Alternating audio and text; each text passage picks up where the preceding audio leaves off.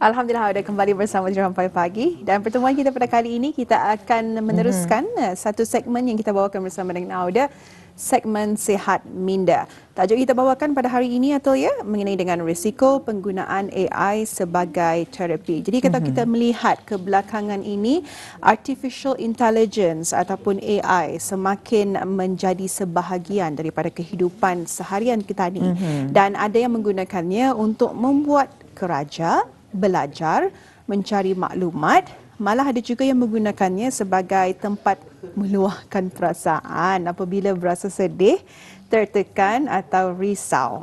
Jadi mungkin ada dalam kalangan penonton kita pada ketika ini yang pernah menaip kepada AI. Adalah ni aplikasinya, mungkin yang akan menaip macam mana? Saya rasa stres, saya berkelahi dengan pasangan saya. Kenapa saya sedih setiap hari?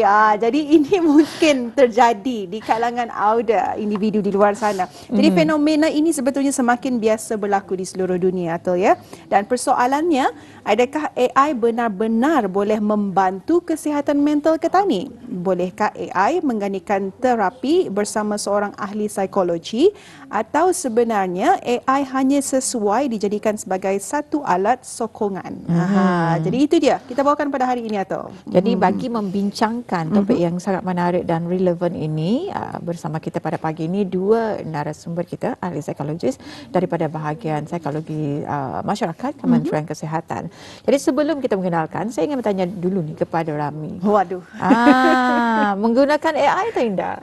Secara peribadi dan secara jujurnya saya tidak menggunakan AI. Yang ori lah. Yang ori lah. Dengan pemikiran yang baik, ada terapinya yang dibuat, ada healingnya dengan cara tersendiri. Itu cara saya. Strategi saya. Strategi atau bagaimana? Sama, kita sama. Kita tidak serupa menggunakan AI sebab saya takut menjadi satu kebiasaan. Terbiasa menggunakan dan juga mengambil langkah yang sangat singkat dengan menggunakan AI. Walhal kita ni masih boleh berguru. Betul. Masih boleh berhadapan dengan orang yang lebih mahir dan faham. Dan kita ni tidak akan malu untuk bercerita ataupun meluahkan perasaan kita ni bersama dengan orang yang lebih senior dengan kita ni. Betul. Itu dengan cara kita ni berkomunikasi, dan cara itu bukannya lapuk dek zaman sebetulnya. Mungkin kalau daripada segi pekerjaan mungkin boleh lah, mungkin boleh menggunakan AI, tapi daripada perasaan, perasaan ini macam tadi kan ada saya cakap saya rasa stres, saya berkelahi dengan pasangan saya. Okey, jadi narasumber yang ingin kita ni perkenalkan di sini iaitu Yang Mulia Puan Zahratul Azimah binti Haji Aslin, iaitu Pegawai Kesihatan Bersekutu, dan juga Yang Mulia Puan Nur Imanina Taqiyah binti Haji Abdul Taif, iaitu Pegawai Kesihatan Bersekutu. Assalamualaikum. Waalaikumsalam. Sihat ya? Alhamdulillah. Alhamdulillah. Menarik nih kita ni punya topik pada kali ini. Dan kita akan kupas bersama dengan dua orang narasumber kita bawakan pada hari ini atau Mungkin izinkan saya bertanya terlebih dahulu ya. Silakan. Soalan yang pertama macam berijam saya punya. Jadi sebetulnya kita ingin mengetahui, mungkin Puan dapat terangkan secara ringkas lah mengenai dengan latar belakang penganjuran, maafkan saya, mengenai dengan apa yang akan kita kongsikan ataupun kita kupas mengenai dengan tajuk pada kali ini. Silakan Puan. Okey, Assalamualaikum warahmatullahi wabarakatuh dan selamat pagi. Terlebih dahulu ingin saya selaku dari pihak Kementerian Kesihatan ingin merakamkan setinggi-tinggi penghargaan dan terima kasih kepada pihak RTB dan Rampai Pagi kerana menjemput dan memberikan peluang untuk kami berkongsi sedikit sebanyak mengenai risiko penggunaan AI sebagai terapi. Okey. Dan kalau untuk orang ramai mungkin menggunakan AI itu untuk mendapatkan sokongan emosi. Jadi mengapa sebetulnya ni Puan Zahra? Mungkin ada kupasan di sebaliknya. Memang kita dapat melihat perubahan ini dengan begitu ketara dalam beberapa tahun kebelakangan ini. Kalau dulu-dulu kebanyakan orang mendapatkan maklumat melalui Google search ataupun buku-buku. Dan sebagai kalau kata ni bertanyakan kepada orang yang lebih berpengalaman, contohnya seperti kan yang bis kita katakan tadi namun mengikut peredaran masa pada masa ini keadaannya sudah banyak berubah Okay, especially dengan teknologi sekarang ni, masa ni kita ni dapat melihat semakin ramai yang memilih untuk membuka aplikasi AI. Okay, pada masa ni banyak aplikasi-aplikasi AI yang terdapat yang mempunyai kelebihan dan fungsi yang berlainan lah. Terdapat antaranya termasuk membantu membuat penulisan, penyelidikan, mendapatkan idea ataupun berkongsi pandangan. Termasuklah juga berkongsi mengenai emosi atau meluahkan perasaan arah AI ni lah.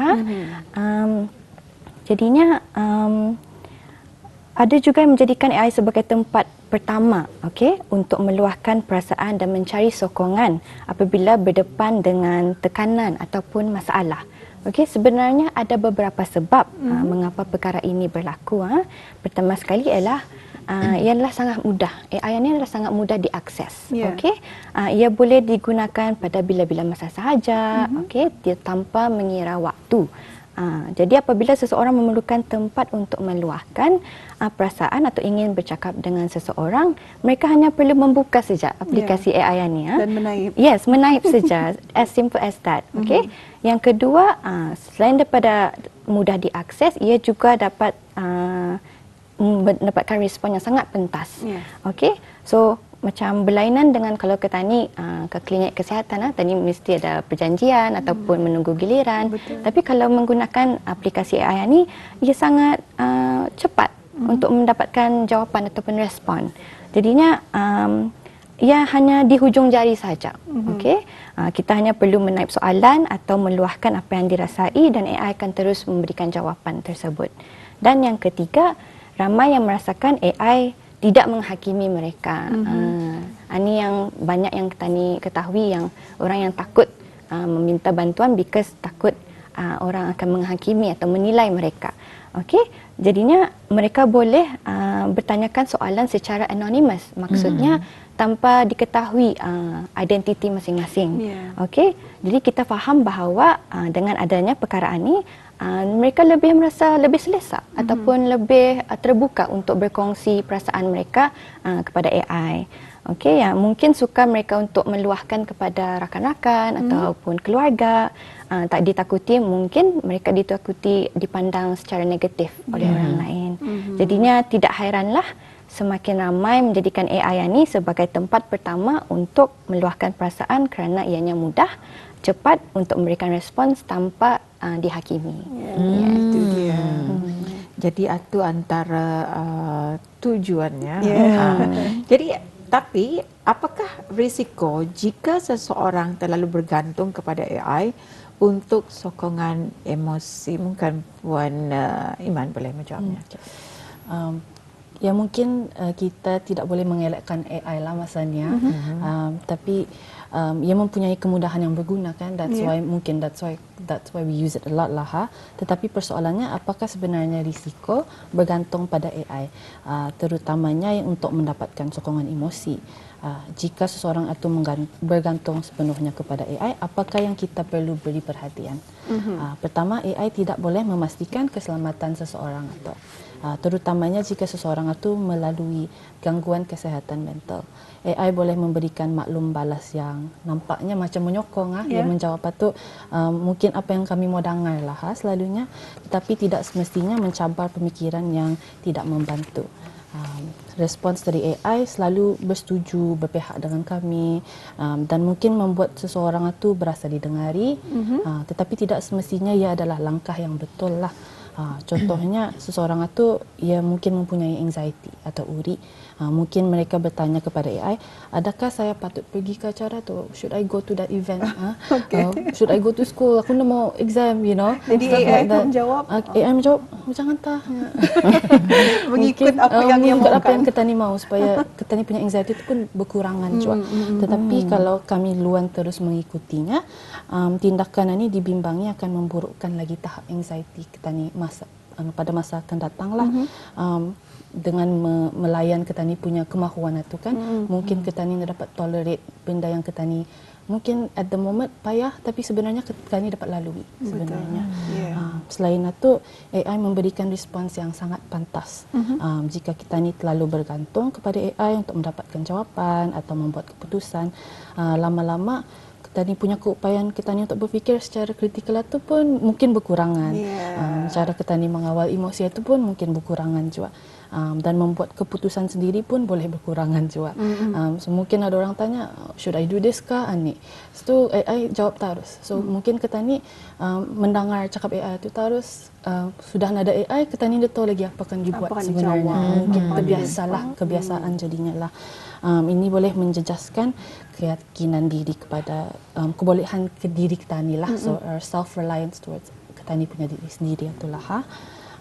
So jika kebergantungan terhadap AI itu menjadi berlebihan, ia mudah untuk seseorang itu berada dalam bilik, ia boleh mengasingkan diri sendiri. So mungkin kan ya, it's something yang dijari kan. So senang mungkin kita ni prefer seorang diri. So dengan luan mengasingkan diri itu, ya kita ni indah akan go to orang yang di sekeliling kita ni, kawan-kawan kita ni punya keluarga apa. Perkara ni amat membimbangkan sebenarnya, terutamanya bagi individu yang mengalami gangguan kesihatan mental lah. Lebih-lebih lagi kalau seseorang itu mempunyai fikiran untuk menyakitkan diri sendiri, atau terutamanya yang ada berfikiran untuk membunuh diri atau AI mungkin dengan secara tidak langsung pula boleh meningkatkan risiko dan membahayakan keselamatan seseorang itu. Mungkin Puan Zahra boleh menyambung ni apa? Boleh. Saya ingin menambahlah, di samping itu juga terdapat juga ramai individu yang mencuba mendiagnos diri sendiri menggunakan aplikasi AI ini lah. Diagnos apa tu? Perasaan kah? Contohnya mereka akan bertanyakan AI, saya sukar untuk tidur ataupun hilang selera makan. Kenapa rasa macam burian ya? Macam kabak-kabak jantung ni. Contohnya lah. Okey.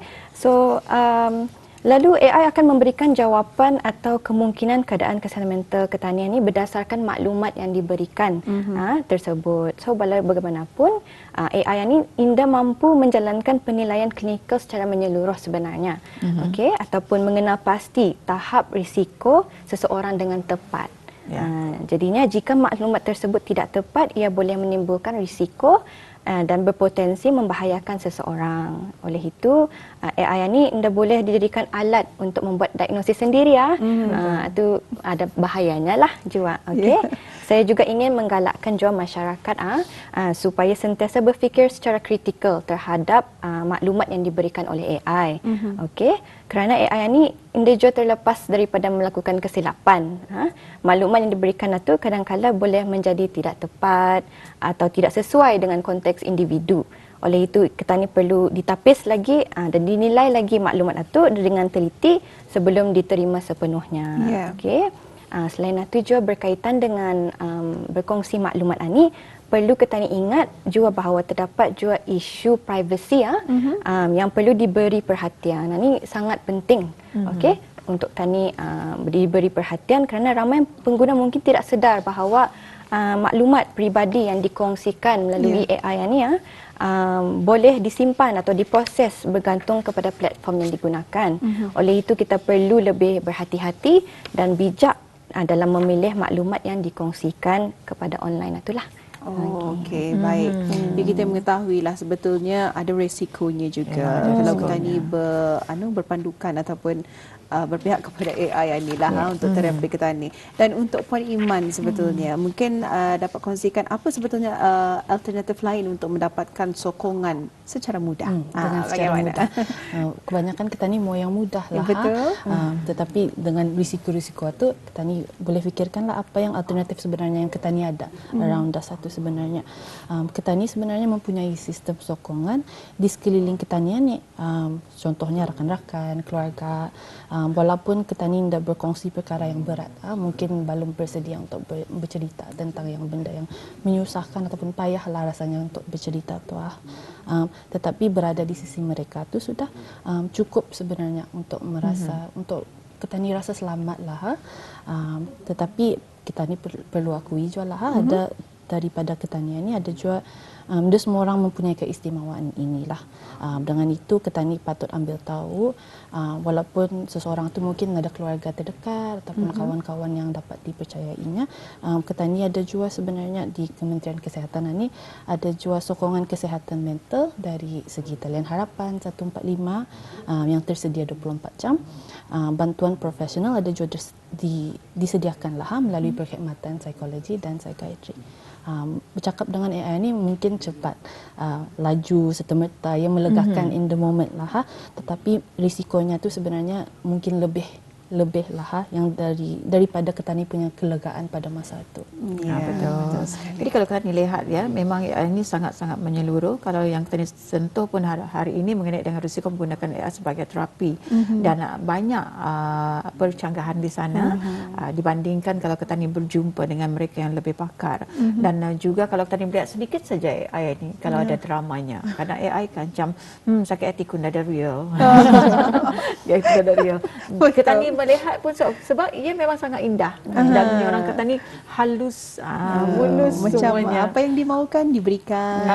Tapi sebenarnya dalam realiti kita ni akan berhadapan dengan sesuatu yang memang yang kita lihat, bisa kata bunga ni kita lihat memanglah ni bentuknya, tapi kalau melalui AI ia akan menjadi indah dan sangat-sangat menarik. Jadi sebenarnya banyak sebenarnya caranya mengenai dengan AI ni. Jadi di sini ramai mungkin bertanya, kalau AI boleh memberi nasihat, kenapa kita perlu berjumpa dengan psikologis?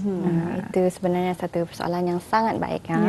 Okey, ya mungkin AI boleh memberikan respons atau cadangan dengan cepat, akan tetapi respons yang diberikan tidak semestinya merupakan nasihat yang benar-benar diperlukan atau paling sesuai dengan keadaan seseorang. Okey, seperti yang kita dapat lihat, AI sentiasa memberikan respons yang sopan, ia tidak marah, tidak memotong percakapan, malah kadang-kala kelihatan mereka sangat berempati kepada petani. Okey, tetapi di sinilah pentingnya kita memahami bagaimana AI sebenarnya berfungsi. Okey, AI ini tidak mempunyai emosi, okey, dan tidak benar-benar memahami pengalaman seorang ataupun perasaan seseorang seperti kesedihan, merasa kehilangan atau trauma. Ini AI hanya mengenal pasti corak bahasa petani dan menjana respons berdasarkan data yang telah diperolehinya. Okey, berbeza dengan seorang psikologis. Okey, apabila seseorang datang berjumpa kami, kami bukan sekadar mendengar apa yang diperkatakan, kami juga memperhatikan contohnya nada suara seseorang itu ataupun ekspresi muka, body language, eye contact. Okey, so benda-benda ni akan kami perhatikan. Kadang-kala ada orang berkata saya rasa okeynya dalam klinik, okey, tetapi nada suaranya perlahan, matanya berkaca-kaca, okey, macam indah selari dengan apa yang dikatakan. Okey, jadinya semua petunjuk ini membantu kami memahami apa yang sebenarnya sedang dialami oleh individu tersebut. Saya mau menambah jualah, seorang psikologis turut menjalankan penilaian secara menyeluruh. Kami dapat mengambil kira latar belakangnya, pengalaman hidup, sejarah trauma, dan personaliti dorang lah cua, keadaan emosi serta faktor persekitaran sebelum merancang intervensi yang bersesuaian. Penilaian inilah yang tidak dapat dilakukan oleh AI sebenarnya. Jadinya penting untuk kita ingat bahawa terapi adalah lebih daripada sekadar memberi nasihat.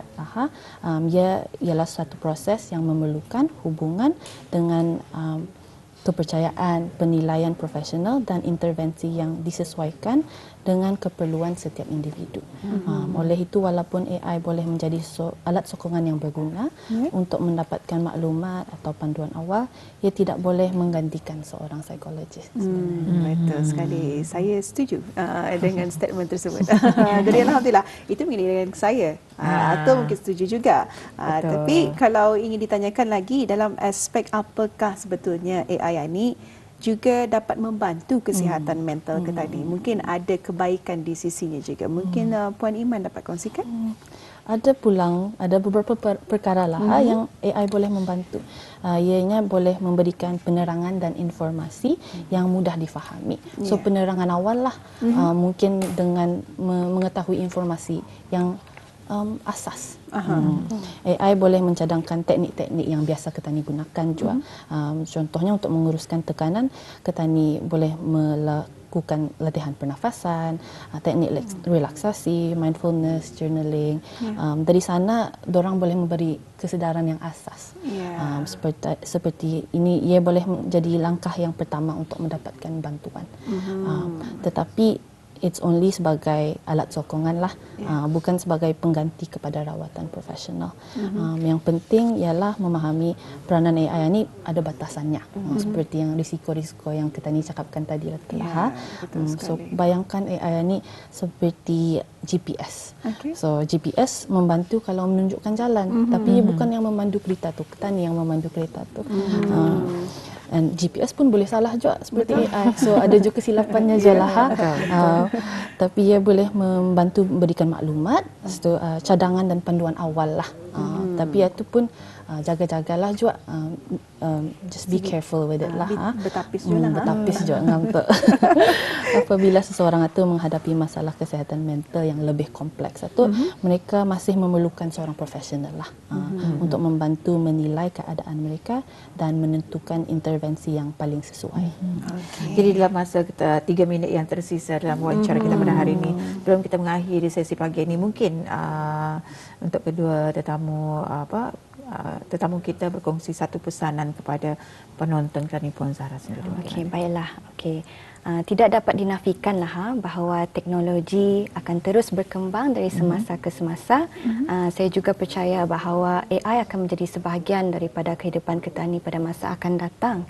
Walau bagaimanapun, kita tidak perlu takut dengan perkembangan teknologi. Sebaliknya, kita perlu belajar menggunakannya secara bijak, dan bertanggungjawab.